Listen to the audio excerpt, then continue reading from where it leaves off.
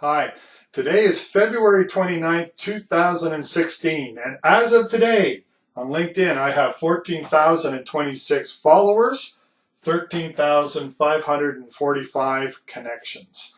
Could be substantial numbers. It depends on how you look at it. The numbers could be actually even higher, except that when we reached 10,000 connections, we stopped inviting people. And now that doesn't mean that we invited 10,000 people at the start. They invited us, we invited them. But when we hit 10,000, we stopped inviting. And really the last 3,500 have come to us via them inviting us to connect. That said, we've always been selected. We're on LinkedIn for a reason. It's a business site for us, and we need to have a reason to have a connection to people. So we don't accept from invitations from everybody. Today I had 5 in the morning, and I only accepted one of the 5 because that's the only one that I thought was appropriate to join our group. As well, along the way, if we don't think that there's value to be obtained from a connection, or that we offer value to them, then we will disconnect from them as well. So we do reduce our numbers, and even about a week ago, I reduced by about 100. I do it every now and then. We knock down some connections because there was no. It's not that they're bad people. There was just no reason for us to maintain a connection. That said, and the real reason that I'm bringing up these numbers is that it with this level of connections, you can imagine the amount of activity in comments and postings and that we see on LinkedIn. And not that we're watching it all the time, but you can just imagine the amount of feeds that we get. And that said, I think that we are able to say something about what's happening on LinkedIn to a certain degree, certainly in our environment, based on having this substantial amount of input.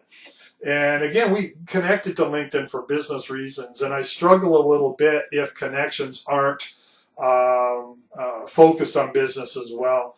And so I don't mind the math problems and those types of things. I'm sure a lot of you know what I'm talking about.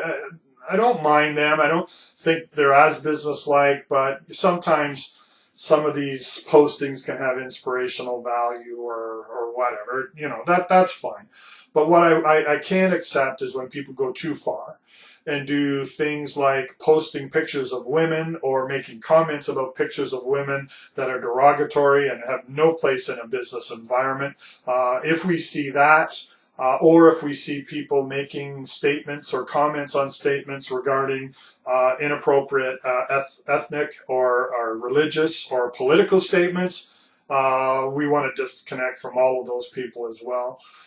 So for us, we want our connections to be people that we would like to interact with, people that our clients would like to interact with.